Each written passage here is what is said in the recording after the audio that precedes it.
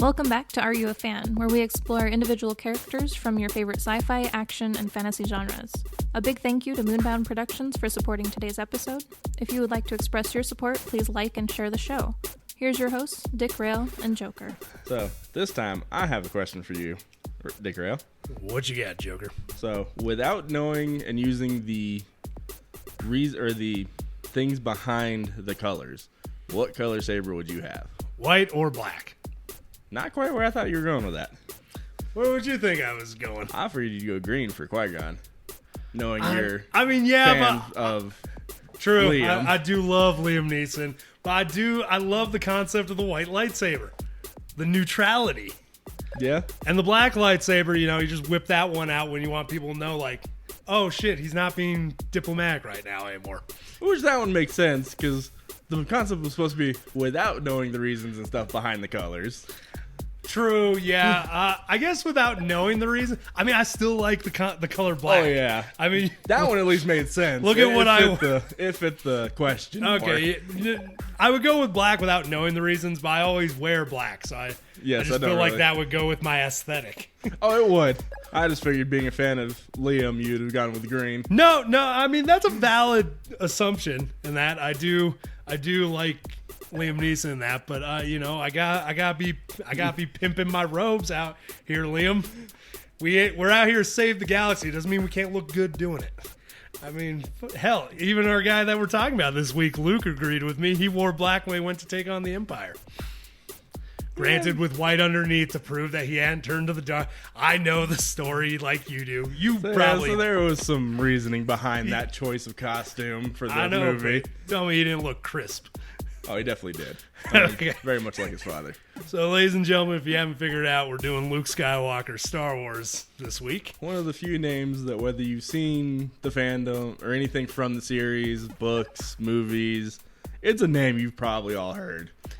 Exactly. Household name like Yoda, Darth Vader, Luke. He's part of the Trinity. And along with every other character, Luke was either created or stemmed from the creation of George Lucas and debuted in the first film, Star Wars, in May 25th of 1977. Which, solid movie. My only issue with it was because originally he designed that movie to be a standalone. Because he did not think it was going to go anywhere. My problem with that is I feel like that's the way that every season of Supernatural has ended, with a cliffhanger, and they're like, this ain't going to go any further, but let's mess with the audience. Because I felt like that was a movie, it ended, and you're like, well, there's got to be another, right? It definitely left the ability to have more. Yeah. But he definitely did not expect it to go anywhere further than it did. And now we're here. 40-something years later. We literally have Star Wars troops running around our nation. Or Australia, if you want to get into real charity details. That was a cool one to hear about. That was 501st go. Okay, original name was supposed to be Luke Starkiller. What?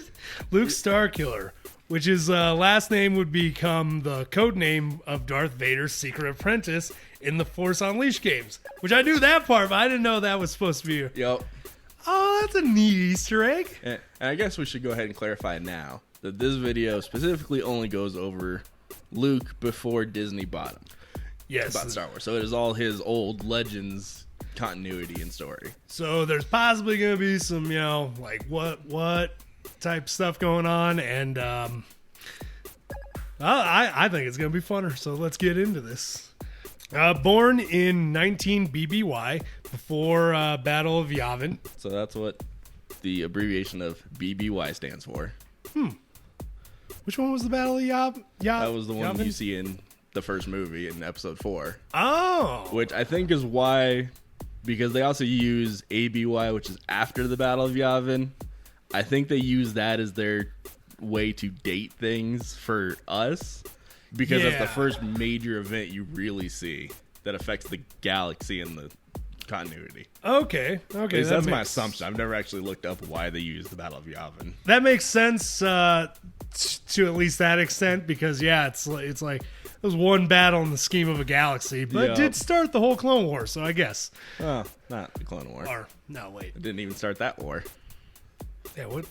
That was just the first big battle with the Death Star, and that's the first major battle you see. Okay, I'm liking this less and less as a determination of time. At least in our world, we killed the Son of God to make that happen.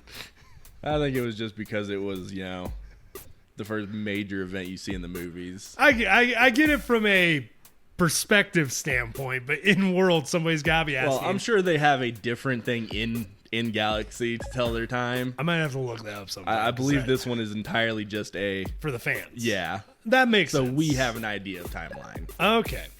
That makes sense. And, born in 19 BBY, died somewhere between 45 and 137 ABY. Which we do kind of talk about a little bit later.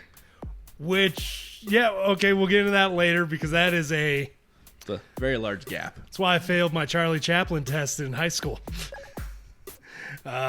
Place of birth, Polis Massa. Which, as you see in the movies in episode 3, it's just kind of an asteroid. Okay, cool. Didn't know that had a name. Yep. I thought it was just station on random asteroid. It might have been the name of the station. Okay, well, I don't know. Who knows what people do in space? Parents: Anakin Skywalker, Padme Amidala, which I feel we all kind of know that one at this point. If you've seen the movies, you know that one. But at the same time, we feel like we should say it because it's starting to surprise me how many people I meet that have not seen these movies. That is true. Anyway, family. Leia Organa is his sister. Owen Lars, uncle. Beru. And that's really the only name they ever give her. They don't really extend her name at all. But, I mean, even in any of her appearances, that's all she kind of is, just Aunt Beru. I mean, I guess we could just call her Aunt Beru Lars, since that's her husband. Yeah. And, not to push the issue, but aren't they slaves? No. No, they are? No. Oh, shit. The only one that was a slave in the movies was Anakin. And his mom. Yeah, but remember, his mom got bought by... I don't remember his name, but it was the father of Owen. Okay. And you see all them first you see them canonically first in episode 3 or 2. Oh shit, that's kind of cool. Okay, didn't know they all got their freedoms. Nice. Oh, yeah, I don't think they were ever actually slaves between that family. I think they were just moisture farmers that he found Shimmy and had to deal with and Jabba's BS. Okay, well, actually, that's kind of cool. That's nice to know. Do you want to cover the fun fact? So, one of the early fun facts for this episode is originally Luke and Leia weren't actually set to be siblings, which causes a lot of debate because of the whole kiss in episode. What was it? It was episode 4 or 5 that was in. No, it was 5 because it was Empire. Yep, it would have been episode 5. But yeah, so it was debated. It's debated because I never actually found any actual proof on it that she was supposed to be a love interest in a love triangle between Luke, Leia, and Han. Huh. Though, like I said, it's never actually been confirmed.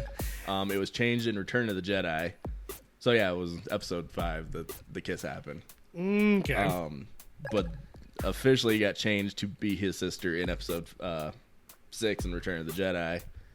Because in what little framework Luke has had for the series, Luke always was supposed to have a twin. Just we weren't supposed to actually meet her until the second trilogy. Oh. And this is one of the points that it had been noted that Lucas would admit he did not fully think through in advance. Yeah, no, that definitely seemed... There was a lot of things in the original trilogy, especially. You could see where he was just kind of BSing his way through the series and putting things together as it came along. Yeah, no, that completely makes sense, and I guess it makes me happy that I'm probably gonna be 50 before any of my stories ever get made into anything. Right, plenty of time to iron out the incestual details going forward, or the non-incestual details. Yeah, let's avoid that one. Luke narrowly did. I guess moving on. This might be a touchy subject for some people out there, so we'll move on. During both timelines, Luke's uncle tried to discourage his adventurous nature, but it would only create tension between them. When he tried to ask his uncle about his father and his involvement during the Clone Wars, his uncle stuck to his story of him being a navigator on a spice freighter, and this would lead to a lot of tension between the two as more and more Luke's friends would leave the planet. Huh. Yeah. Owen, I mean, makes sense why Owen did what he did. He saw Anakin. He knew what he was and how he acted during his time. True. And I'd read a thing that I guess Aunt Beru would actually take Luke into town and would show him things on the holonet of other cities, planets. Yep, I actually read a thing on that. Yeah, secretly she was fanning the flames to get him to want to leave. I mean, ultimately, it was gonna happen.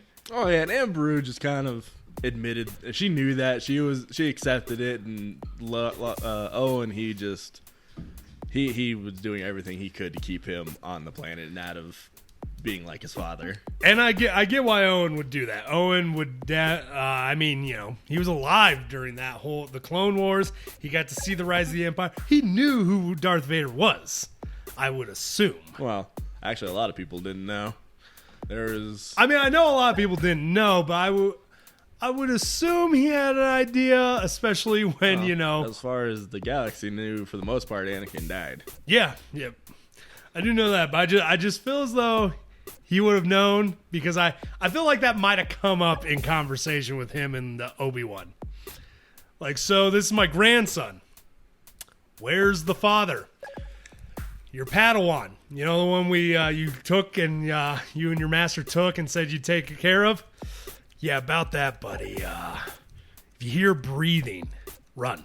Well, you gotta remember, for the most part, during even Obi-Wan's time in hiding, he didn't know about Vader either for a long time, until he happened to see him on the holonet himself. Oh, wait, what? Yeah. Ooh, I didn't know that. Okay, that's definitely something that'll probably come up more, because eventually I'd like to do an episode on Obi-Wan. Yeah, no. Okay, we'll deal with that later, but still, that's another layer to something I didn't know that explains my, okay, I like that. That would be why, part of it. Okay, yeah. Hello. Do you want me to do this one, or can you pronounce lightsaber forms? This might actually be one I get to do. You know what? Similar to how I normally take over the real world martial arts, I'm gonna let you take over the these lightsaber forms, because I'm not even gonna try. Go for it. During his time as a Jedi, throughout his time, he would learn, multiple lightsaber forms, but he mainly used the same form that his father did, which was the fifth form of lightsaber fighting styles known as Xian and Tajimzo.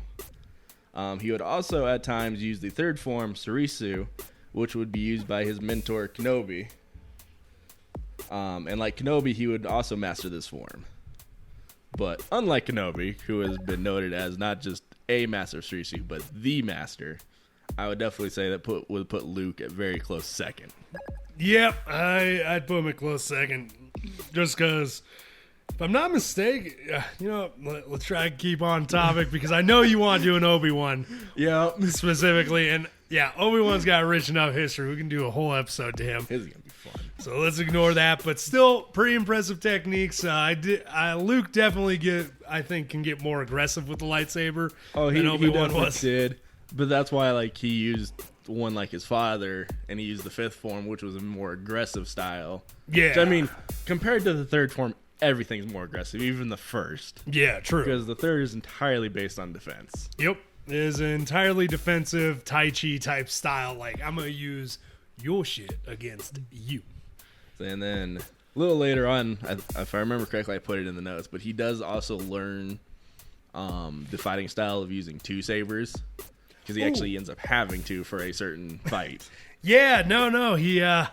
I remember that. I remember hearing about that one. I'm pretty positive I put it in here. So we'll see when we get there. But I like that fight. I remember that fight. Okay. Now, unlike canon, there's not a lot of his story that's written down and known about for his early life. So most of the stuff early on we kind of just get from glimpses from the movies. Fair. So, yep. Some events after the destruction of the Death Star. Is that where we're? Yeah. Okay, cool. Luke would find the planet Hoth when on a scouting mission and was ambushed by Imperials and forced to hide in the hyperwash of a... I'm reading that right? Yeah. Correct? Hyperwash of a comet that would deposit him near the ice world. After Luke informed his superiors, the Alliance planned to evacuate Yavin 4 and set up a new base on Hoth. There's a lot of words I don't fully comprehend. To be honest, I'm right there with you because I tried looking up the hyperwash and all I could ever find was stuff on like stuff for cars. So I couldn't really find what that actually was. It's kind of where my mind was going with that. I'm like, hyperwash. Are we washing spaceships in space, people? Yeah, it was kind of cool to know that Luke kind of just stumbled across Hoth on accident. That is actually kind of a pretty cool detail. I mean, the Force works in mysterious ways. Right. Okay. After evacuation of Yavin 4, Luke would receive the rank of lieutenant commander in the rebellion and would start to feel at home flying his X-Wing with Red Squadron. And when he wasn't flying with them, he led the new Rogue Squadron. Damn, dude's leading a lot of groups. So yeah, he didn't lead Red. He was just kind of a member of it. But he would kind of be the de facto leader of Rogue Squadron for a long time, and actually had a very large book series on that squadron and all their exploits. I mean, I knew about the book series on Rogue Squadron. Didn't know he was actually part of it at a point. Yep, he was actually a very large part of it for certain points of the lore. That's actually kind of cool. Huh. So he would also end up having more and more missions outside of his X-Wing and would learn some of the horrors of war from the front lines. He would even meet a clone trooper named Abel, who had his gunship shot down during the Clone War. Luke would eventually convince Abel to join the rebels by stating the Jedi took up arms against the Empire and swore loyalty to the Alliance. Ooh. Yeah. There was a lot of crazy stories of clones that didn't hear about Order 66 and didn't know what happened. And I've actually seen a lot of stories on that, and I have to say that's one thing I didn't like about the changes in the new one is I enjoyed this Vietnam or this World War II man left on an island.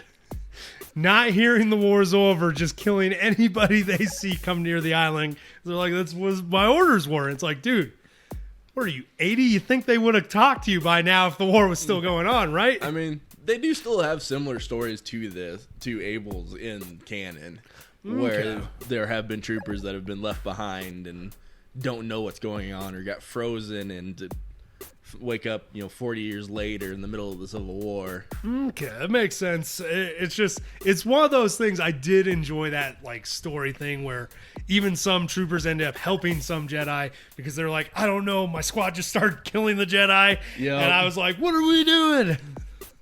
So I enjoyed the chaos of these legends. Oh yeah, definitely. When it came to that. So it's kind of cool that he would meet a stormtrooper and then convince him to be like, hey bro, we still here, man, come help us. Yep. So a lot of events happen here. Post Endor. Post movies? So this is all after the movies. Okay. This is all stuff that got put into books and novels and comics that never happened in the movies because, after a certain point, they just kept going. No, okay, that makes sense. Honestly, where a vast majority of Luke's story really gets interesting. It's honestly where a vast majority of a lot of the character stuff gets interesting. Yep. Because I'm scared to say it, but I'm going to say it. Boba Fett in the movie sucks. I mean, he did. But when you think about it, a lot of the characters back then in the movies sucked. True. I'm just saying. I feel on, like I'm even Luke gonna be kinda put on a hit list if the wrong group of armor wearing cosplayers hear this. Oh heck, even most of the diehard fans will agree that in the movies Boba sucked. Okay, cool. He did so little in his very small appearance. I mean, total badass. Got knocked out by a blind dude. Yep. Who wasn't even really trying. He just turned around like, "Where's Boba?" Boom. Okay, let's proceed on. During his first mission after the death of Palpatine, he would meet a Force-sensitive being named Kiro? I don't know. They never gave a way to pronounce it, so I'm assuming Kiro. We're going Kiro because there's no E in there, and I was raised on phonics. Who wanted to be trained by Luke. Luke would opt to not train him, as Luke questioned if he was ready to train new Jedi and was afraid of new Jedi falling to the dark side. He would turn down multiple other offers. Kind of makes sense. Because what little he knew, he knew about his father turning. He knew about other Jedi turning. And at that point, he was barely even, right? Barely a Jedi as himself. Barely a Jedi, and also quite a few almost turns on his part in those movies, even. Oh, yeah. So, definitely, you know what? That makes him a million times better than his father. He knows his lane. He knows where he's at. He's not like, I'm a master, come learn from me. Wow. You gotta remember that Anakin, from a young age, was told he was the chosen one. That's gonna put some ego in your head and make you think you're better than you are. Yeah. So that's not entirely all on Anakin. And you just had Mace Windu constantly there, like, sit down. I'm sure we'll do an episode on him someday. Moving on. Proceed. Through a Force vision with Yoda, Kenobi, and a newly redeemed Anakin, would make Luke realize that he should no longer be afraid of the dark side. He would then decide to take Kiro up on his request and be trained, and Kiro would become Luke's first official apprentice. I mean, before that, he did train Leia a little bit in the stories, but she was never really his apprentice officially. Yeah. So Kiro would officially be his very first Jedi apprentice. Oh, that's kind of cool. I mean, that totally works. So, finally, man, finding himself. Also, because, I think that's the best piece of advice you can give, though, is I think the folly of the dark side is the fear you have in it. Oh, yeah. Ultimately, if you just treat it like what it is, a tool of the Force, just one that you wouldn't use, I feel like it has less power. Oh, yeah. Which he does definitely lean into much later on in his life as a Jedi. Which we can talk a little bit more when we get to the point of him and his new Jedi Order. Sounds good to me. Looks like we got not long after this, before the training could really start, Luke would be caught up in the I'm assuming Nagai Toph War, and would receive one of his first defeats by the Lady of the Sith, Lumaya, after she attacked him with her, this is what happens, light whip. Luke would be captured after this defeat. And yes, that's exactly what it sounds like. It is a whip, or a lightsaber in the form of a whip. Which, I mean, kinky, but you only get one whip out of that. Can you turn the power down on lightsabers? I'm real curious now. You can create them to be not as strong, but you can't really turn down the intensity after they're created.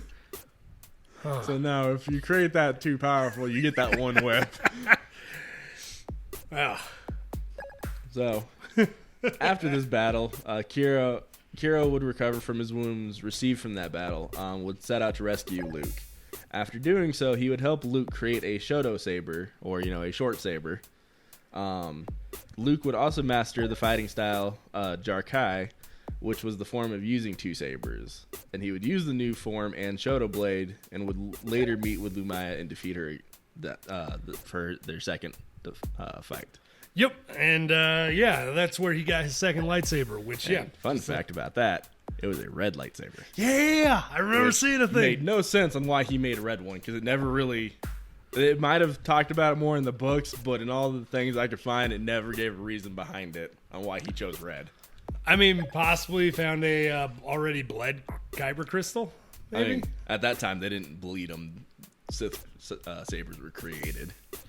Oh, so there was no kyber crystals in a Sith saber? No, they were, but they weren't natural forming crystals. Yeah. The Sith literally made their crystals.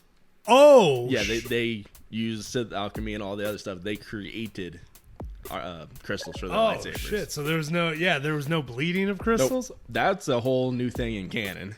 Which, honestly, I like both. I mean, they both fit. I feel for the dark side, the bleeding of the canon fits a little better. Fits a little better, but I definitely like the concept of maybe at the beginning they had to forge their own because they didn't even know about the bleeding. And then maybe a Sith fan. That'd be a cool story to throw in. This is also back when lightsaber crystals naturally had their own color. They True. weren't all clear like they are now. Yeah, and the color's based entirely upon you as a And person. your stance in the Force. Yep. At one point, you just found a crystal that called to you, and it was whatever color it was. I like the new one. I like the new one. Okay, where are we going now? So during the escape, Kiro would be critically injured by Din Siva, I'm assuming, who served Lumaya and left for dead. Luke was forced to make a hasty retreat, believing Kiro had been killed. Luke would later end up being reunited with Kiro at a later battle of Iskalon. But Kiro at this point had new priorities and would choose to stay behind and protect the people of Iskalon. Aw. So, very quickly, Kiro ended up having kind of that Jedi mentality of, I'm going to protect the people of a planet. Yeah, no. That's the noble thing. That's a good Jedi right there. That's a solid Jedi. Gonna probably die, but solid Jedi. Pretty sure he did. I didn't read into that story at all. That seems like it's gonna be a sad story if we did. Oh yeah. So moving on with the character this is actually about. Luke would later on spend much time traveling the galaxy, searching for documents and artifacts to learn of the Jedi Knights of old, and continue his own training, learning during this time that much of what he found was lies fabricated by Palpatine. That totally makes sense. Palpatine would definitely do something like that. Well, we all know that.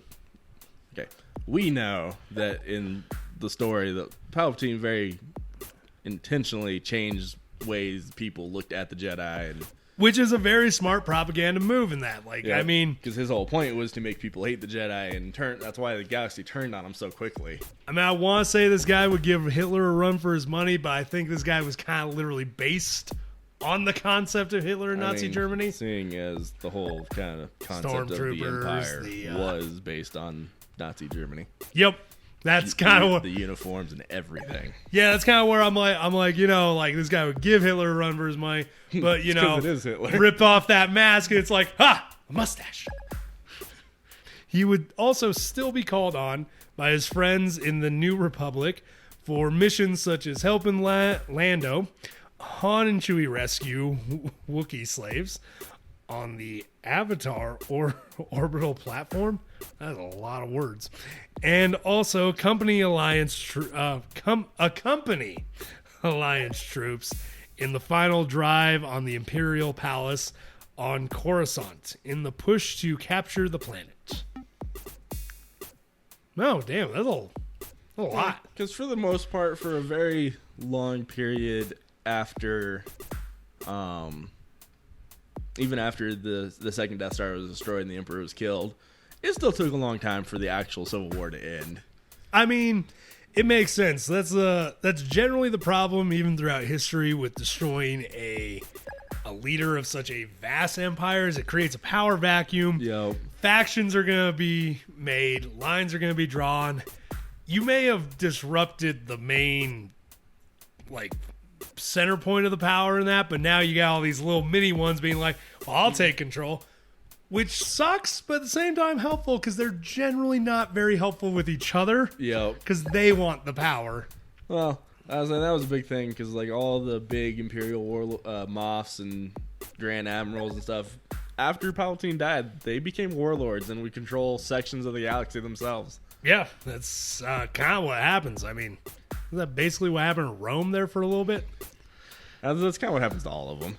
Yeah, so, I mean, at the same time, as you're trying to expand and, take over and bring peace and order, kind of makes it easy on you because these people aren't exactly buddy-buddy anymore. Yep.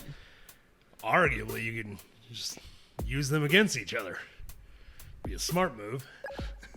But talking about the Imperial Warlords and stuff, would actually lead us to the next point of Luke's next crisis would actually be in the form of a returning Grand Admiral Thrawn.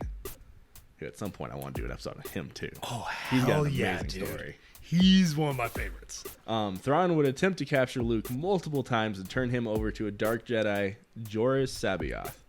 He was an insane Dark Jedi who was a clone of Jedi Master Joruus C'baoth from the old time of the Republic, or from the time of the Old Republic that was created by Palpatine. And back in these days, when they created clones of people, all they did was add an extra letter to their name. Seems lazy. It kind of was. It seems annoyingly lazy. Like to the point where you could just call them the same thing. If we're gonna do that, why don't we just call them same thing and just put a C at the end so we know it's a clone? Well, that's kind of what they did. So Joruus's name has an extra U in his first name. That's how you know that's the clone. I'd hate working for Palpatine as a dyslexic. But yeah, no. Palpatine actually created this Jedi or this Dark Jedi to protect one of his many outposts out in some dark world. It was really messed up to find out that Palpatine was actually trying to save the galaxy. With shit like that. He really wasn't. I mean, it's debatable. He wanted to control it. He didn't want to save it. If you knew what was coming, He didn't know what was coming. I thought he had an idea No, that some he shit knew was coming. something was coming. Okay, he didn't know what, so he wasn't trying to really save it. Tomato, the bad guy's the villain. Let's move on. So later on, Luke would get pulled out of hyperspace after a fight with Thrawn, and would be awakened from a hibernation trance to find he was facing an Imperial Star Destroyer and an interdictor cruiser, which the cruiser is what pulled him out of hyperspace. He was able to destroy the Star Destroyer's tractor beam, but his hyperdrive would be damaged in that and would leave him derelict in space. Would later be found by smuggler Talon Cardi? I have no idea how to pronounce his name. Card. That smuggler would end up rescuing Luke, however, would stun him and keep him as a hostage until he would figure out what to do with him. Damn. Talk about accidentally stumbling into someone- a golden egg. Right, Like- that's exactly what happened. Yeah. It's like, holy cow. I got this amazing thing. Now what do I do with him? Because he can't exactly broadcast that information. Oh god, no! You imagine what would happen to him if he did? Yeah, exactly. I From mean, both sides. both sides. Also, the fact that Luke has made quite a few smuggler type friends too in that underground world. So, I'm pretty sure if the word got out, he knows.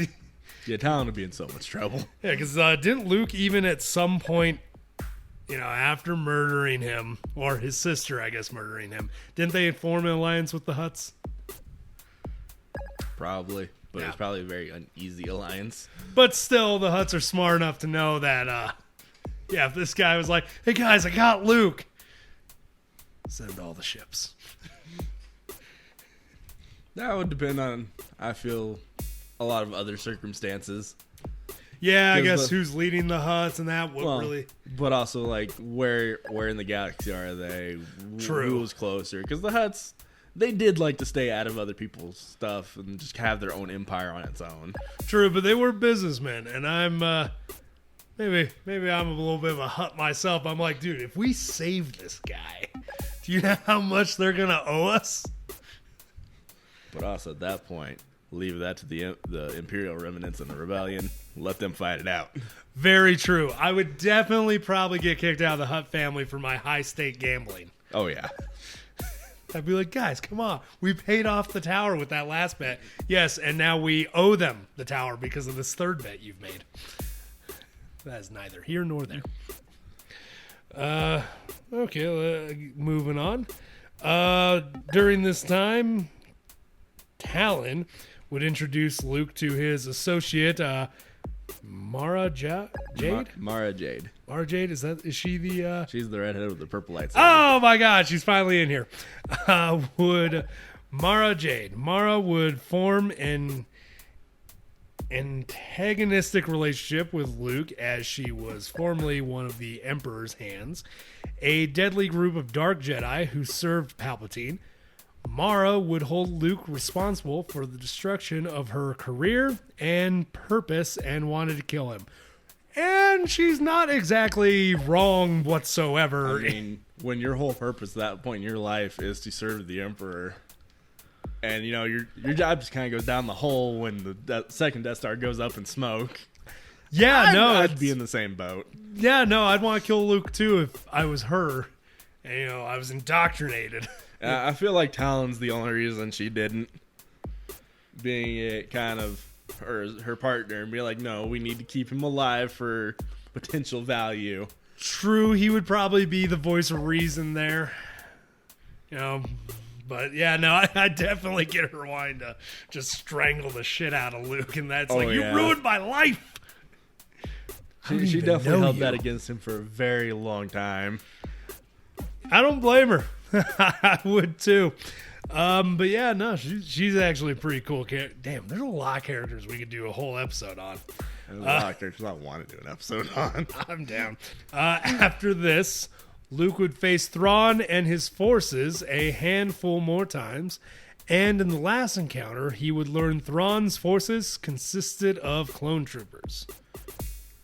Actually, that totally makes sense. Thrawn would definitely see the value of clone troopers. Well, but he also, as the next point kind of comes up, he would find one of Palpatine's secret cloning facilities and kind of restart it. Oh. And that's how he would start recreating the clones again. Okay. Thanks. Thrawn is arguably probably one of the best villains in the series. I mean, he came back and pulled together the remnants and multiple warlords to almost single-handedly destroy the new Galactic Alliance. That was, or not the Galactic Alliance, the New Republic, after they were formed after defeating the Empire. And he was an amazing tactician. Amazing tactician. He was also one of the few generals and alien generals that Vader and Palpatine both respected. Oh, he's also one of the only aliens in the Imperial Navy. That too, yes. And they really went heavy on that racist thing with the Empire. Well, Palpatine very cleverly worked the Clone War to work that way, to be very anti-alien and anti-droid. Makes sense. Because if you ever notice in the movies, all of the Confederacy is all aliens. There's not a single human race in there, except for Dooku. What about... I thought there were 2 human planets. I mean, there were planets in the Confederacy, but the High Council that everybody saw as the leaders, not a single one of them was human. I thought there was one, Padme's friend, before they killed her. Like I said, were planets in the actual Confederacy. Oh, she wasn't on the High Council. She was never on the... No, she was in the Senate. Oh, okay. You gotta remember, they have their Senate, and then you got the High Council that, all the businessmen were a part of. Like Newt Gunray, Wat Tambor. Okay, that... topic too. Yep. But that actually... Okay, now I get it now. Huh. Yeah, no. Palpatine did that very intentionally. Racist. Or speciest. Same thing. Close enough. Close enough. They don't look like you. You hate them. So sometime later on a mission on the planet Wayland, Luke, Han, Chewie, and Lando would be accompanied by Mara Jade to a secret cloning facility that Palpatine used during the Clone War. And this was the facility that was supplying Thrawn with his new troopers. And there it is. And at this point, Mara had actually been accompanying Luke on quite a few missions, because they kind of stuck together, her for her hatred and him trying to bring her to the light side, kind of turn off the hatred, kind of like in the Old Republic games. Yep. I'm gonna bring you on missions till you start to level out on that bar. So maybe you start to like me a little bit. Yeah. While on Wayland, Luke and Mara would end up encountering Jorah Sabaoth the clone in the Emperor's throne room. After unleashing a barrage of Force lightning on the pair, he would reveal Skywalker's opponent, Luke Skywalker, with 2 U's, which was a clone grown from the severed hand from Bespin and armed with Luke's old lightsaber. I don't know. I mean, total dick move, but like strategy-wise, like, damn. Oh, I mean, you think about it, trying to fight the mental... to be mentally prepared to fight yourself is a whole different ballgame. Oh man, I'm still not 100% sure how I'm handling that if that ever happens. I think about that at least once a day. To let everybody know why I have not succeeded in life, there might be a reason for that. You kind of hyperfixate on random things like that. Exactly. Will I stand there or will I just straight up charge him? But like, he also knows what I'm thinking, maybe theoretically. Anyway, back to this. Yeah, no, dick move, but damn, solid strategy, Palp. Oh, this was the clone that Sabaoth created. Oh, damn, a clone? A clone creating a clone. They still got it, man. Yeah. As sad of a statement as that is, you hear that and you're like, damn, those clones still got some good strategies left in them. Looks like we didn't use all the Jango Fett DNA. Well, no, I mean, you gotta remember Sabaoth was a clone created off of a former Jedi Master. Oh my god, there's so many clones. Oh yeah, they kind of ran with the clone thing back in Legends. They really did, and then they immediately brought back and the fans lost their minds. Like, Palpatine's a clone? You know, remember, most of the people nowadays that are getting into Star Wars and seeing that didn't know that was actually a pretty common thing for Palpatine in Legends. I just loved it because the arguments I got into, people were like freaking out. They're like, he's a clone? I'm like, dude, Palpatine was all about clones. Did you not watch the prequels? Did you not, learn any of his story? Like, I mean, he was a clone so many times himself. Exactly. It's like, we don't even know if the Palpatine in the prequels was really Palpatine or just another clone BS thing he made. Which we slightly get into his cloning thing a little bit later. Okay, proceed. Luke would struggle during the fight with his clone between the mental pressure from being so close to his duplicate and Sabaoth preventing Skywalker from disarming the clone or destroying his lightsaber. And Sabaoth was using various Force abilities to kind of affect Luke. Makes sense. But there was way too much to write it in that whole concept to write down. I mean, makes sense whenever it gets into Force abilities. Honestly, it's not much different than like anything where there's like powers involved. It gets real complicated when it comes to having to write down the scenes because it's like, oh, this guy's doing this. He's implementing this Force technique while also defending against this one. Yep. And then meantime, they are swinging laser swords at each other. So try to follow along, kids. Pretty much. And I'm just there, this is dyslexic. Like, I'm going to find the audiobook. Right.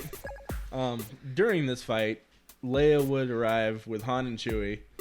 Mara would seize Leia's saber, and as the clone was about to strike down Luke, he would miss and hit a view screen, and it would explode behind him, blinding him. Oh.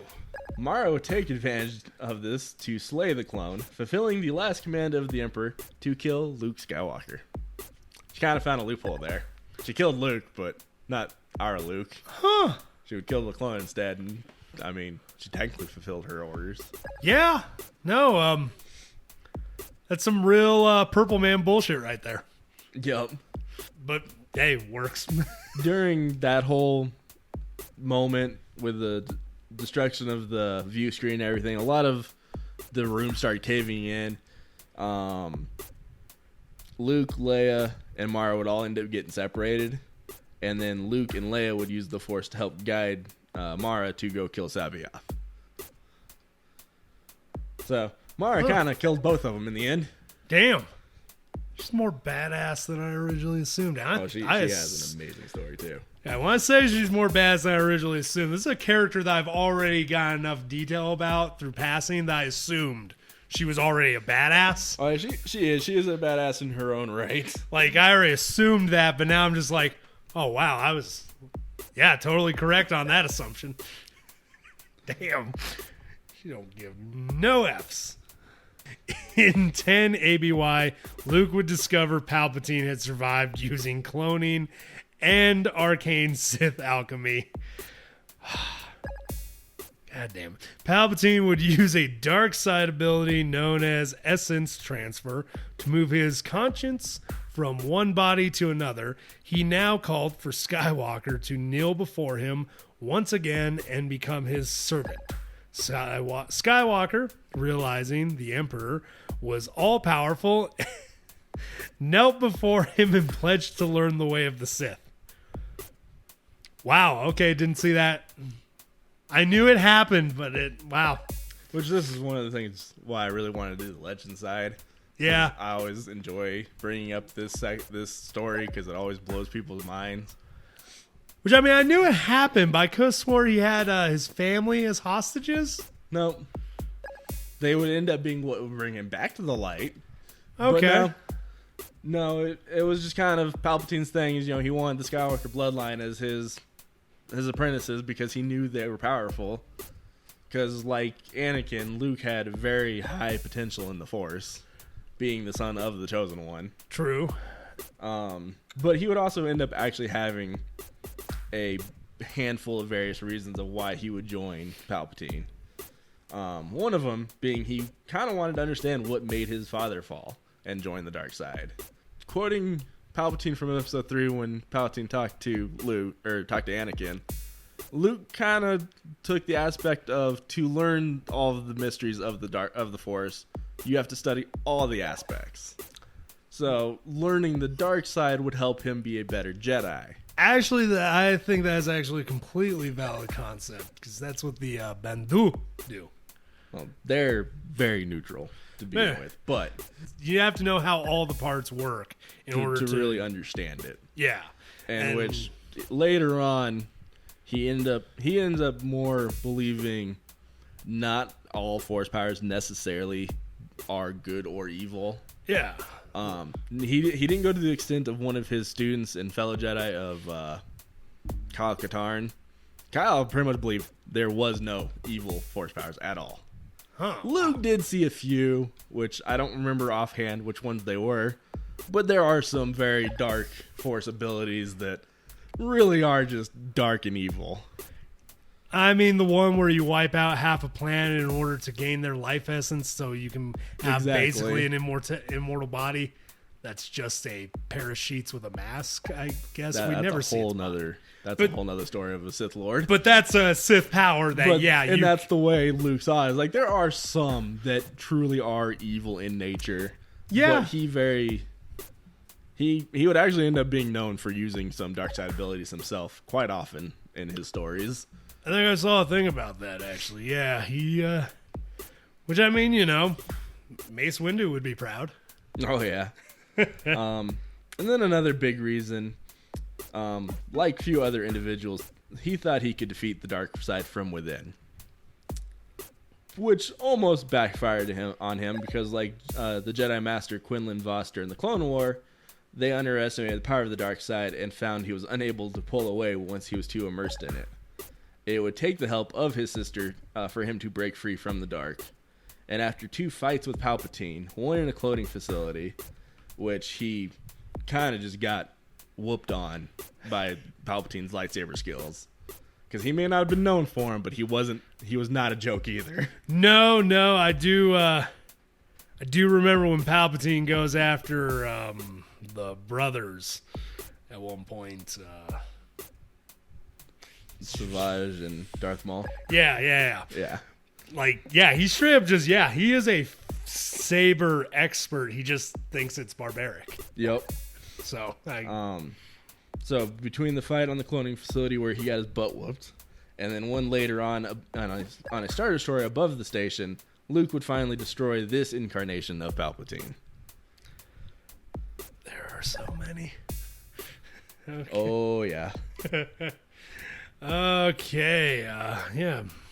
It would be after this that in 11 ABY, Luke would propose to the New Republic that a new Jedi Academy needed to be started.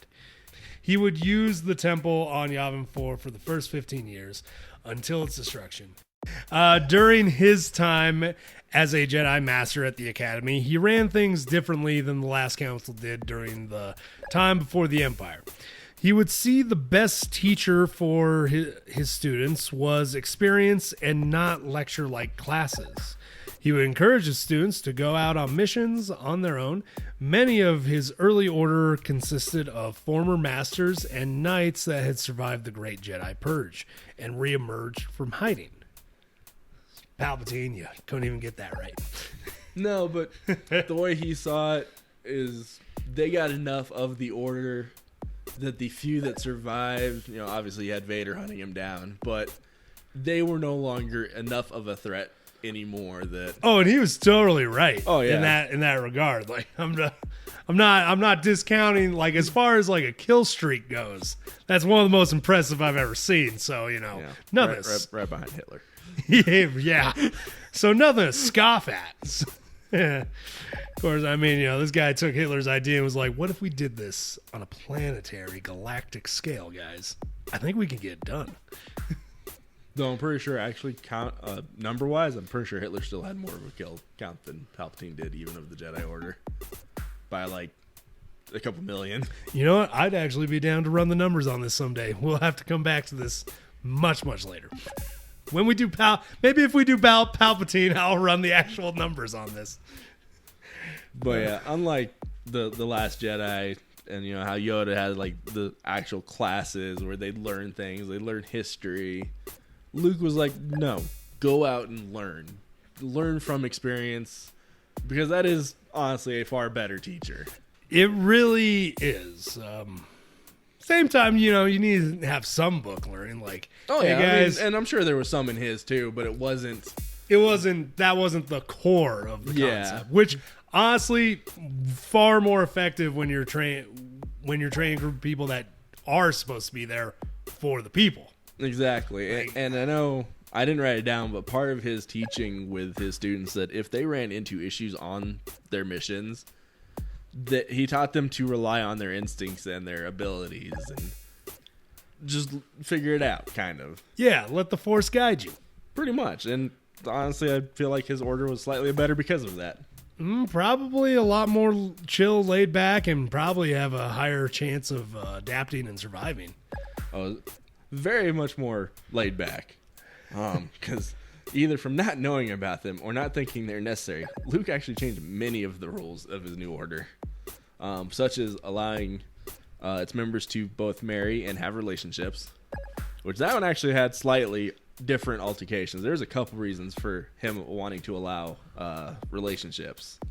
Because he wanted one? Well, part of it, he believed that's what led his father to the dark side. Oh, completely. Because, in the old order, Anakin had this love for Padme, but every time he was in the temple, it was frowned upon. They always talked so bad about relationships and being close to people, that he truly believed that was a huge reason why Anakin turned, which, I mean, we all know it was. It was entirely, like, 99% of the reason. Oh, yeah.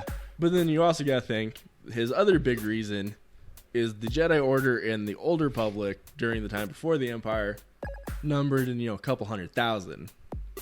His order at this point consisted of 20, maybe. True, so we got the way he saw it is if he would allow his members to marry each other and reproduce, you are more likely to reproduce new Force-sensitive beings. No. Actually, complete lot. That was kind of his hope, was to get more Jedi being born to be able to bring into the order to grow faster. Which makes sense for what you're trying to do. You're trying to save a group of people that were almost wiped out, straight up Avatar style before Avatar was a thing. Pretty much. Nice to know where they got the idea. Right. Along with that, he would also encourage his members to wear whatever they wanted. They weren't subjugated to only wearing the robes like the old order, though those typically were seen in their ceremonies, so they still wore them. Makes sense. But even if, you wanted to, you were allowed to wear battle armor again. Which, that was a time of the ancient Jedi, which was very common that they were in fights, so they wore it a lot. It wasn't until they wanted to seem more peaceful that they put on some soft, plushy wool robes. Right. Because, you can even see that during the Clone War. The Jedi at one point started wearing battle armor to, kind of have that camaraderie with their troopers. And then, the way the public started viewing the Jedi, they're like, no, we need to be viewed as peacekeepers again. So that's when they stopped wearing the battle armor again. Makes sense, but I mean, the Jedi are peacekeepers in the same way that the Knights Templar were peacekeepers. Let's be honest about that. It's like, I'm a peacekeeper. What's that thing on your hip? It's to keep the peace. Eventually, Luke would even create his own version of the Jedi Council. But unlike the previous version, its authority would be far more limited, and he would keep it disconnected from the politics of the New Republic, as he believed the old council was corrupted by the politics. Oh, again, very not wrong. Yeah, very accurate on that. This guy is batting 1,000 at reform. He really was. He had so many better ideas for his order. I mean, learn from history or doomed to repeat it. Yep. Even unlike most of the Jedi of the old temple that would, stay reclused in their temple, he actually encouraged his members to go out and interact with the people of the galaxy, even in times of peace.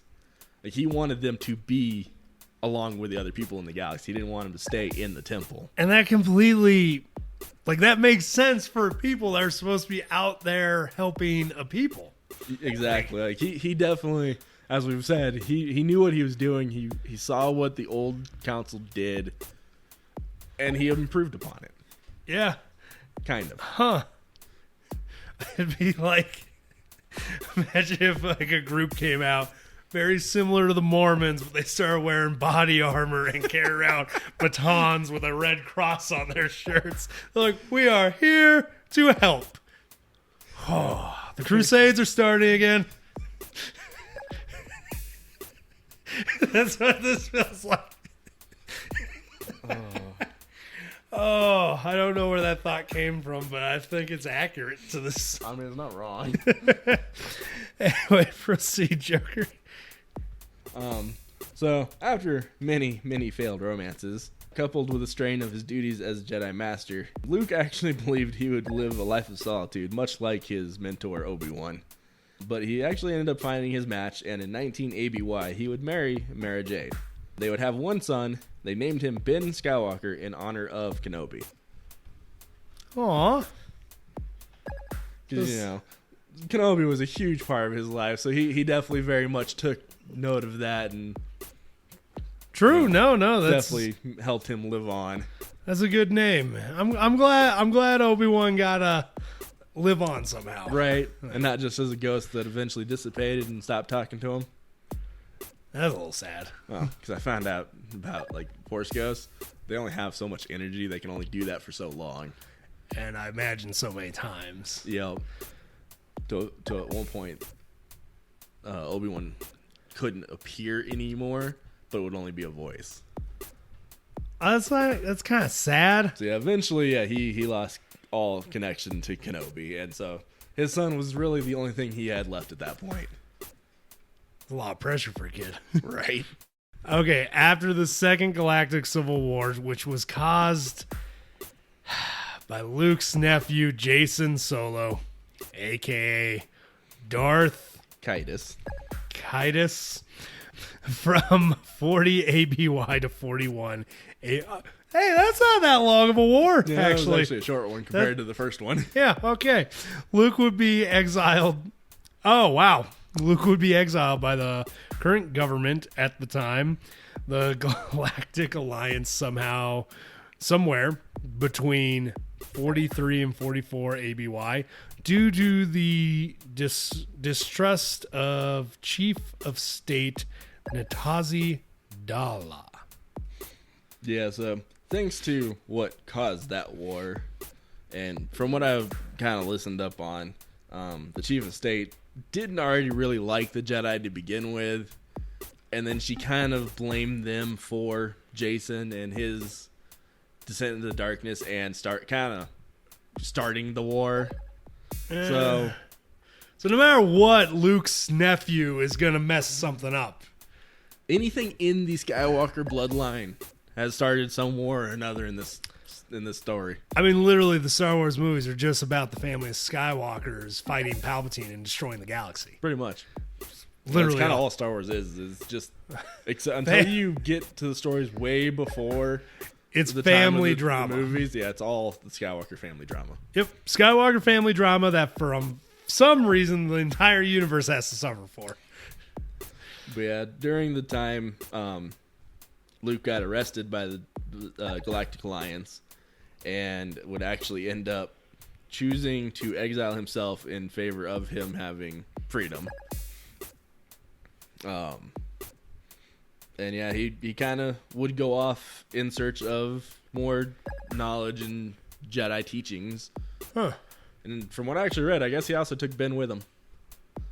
Oh, okay. And so, part of going way back to the beginning of the giant time gap of his death. So, the reason there is that gap is we don't actually know when he died. It was sometime during his exile. All we know is it was sometime before 137 ABY. As it was during this time, his Force Ghost would appear again to his descendant Cade Skywalker, who, after the fall of the Jedi, again, would turn away from the Force and become a bounty hunter. Luke would end up pleading with him to turn back to the Force and the Jedi way. Because, the Jedi Order can't survive very often, apparently. yeah, no, honestly, okay, I'll admit, not the biggest fan of the sequels. I mean, I like the first one. Second one, definitely room for improvement. Third one, I mean, come on, guys. The third one wasn't bad considering they were trying to fix the second one. Yeah. And erase stuff from the second one.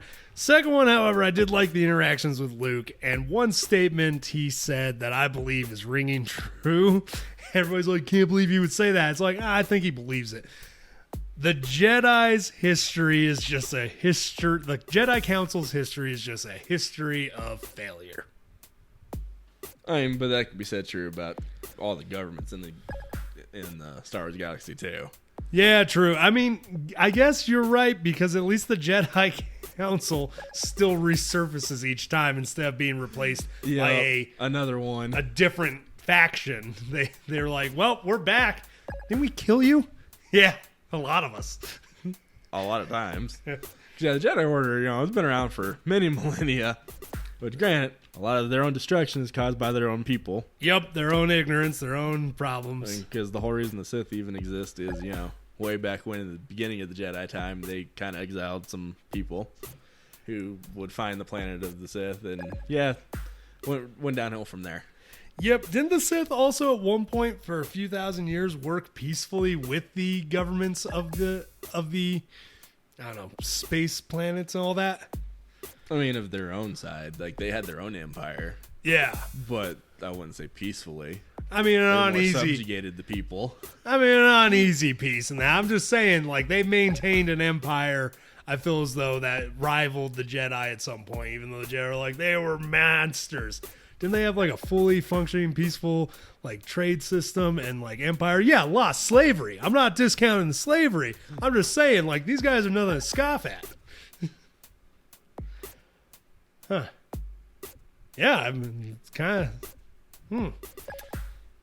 Yeah, out of all the reading I could find, there is no actual time of death or cause of death for Luke. Yeah, in Legends at least. Yeah, that's less of a cry in the night and more of just a... Pretty much, yeah. Like, wow, I'm a little disappointed with his ending. It really is kind of depressing when you think about the only thing that you have to show for his ending is just hey, this is when I appear as a ghost, so I'm dead. But how did it happen? Like, yeah. There's so much you could have gone out on that. And it just feels like, because he has an amazing beginning and middle to this story. Like, he has an awesome story, and then to just peter out in that kind of ending. Yeah. I guess I gotta give credit to canon. they definitely They at least gave him an ending. they gave him a solid one too. Partially. I kind of like how he went out, using the Force to create that projection and then just That part, yes. I more mean the self-imposed exile like his mentors for something that, the Legends Luke, he watched the destruction a couple times and he kept going.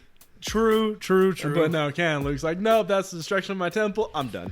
However, I will admit, at least, destruction in his temple, I can't get his self-imposed exile in that regard because that was kind of almost 100% his fault. Oh, Granted, yes, Palpatine whispering things. But also in Legends, there was multiple issues that were his fault that he just kept going through.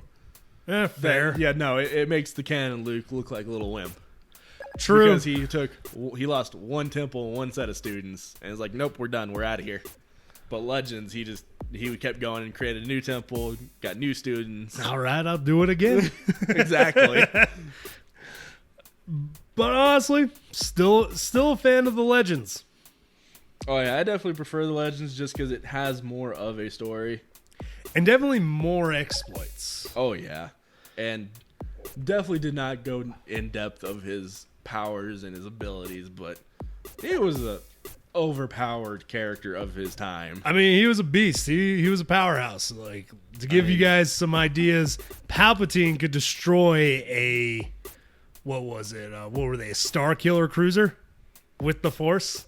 Yeah. And Luke was taking on Palpatine. Like, just to give everybody an idea of the power of this guy, he was taking on a dude who could destroy giant battleships with his mind. And felt as though he couldn't do that to Luke. Because otherwise he probably just would have been like, down, stay.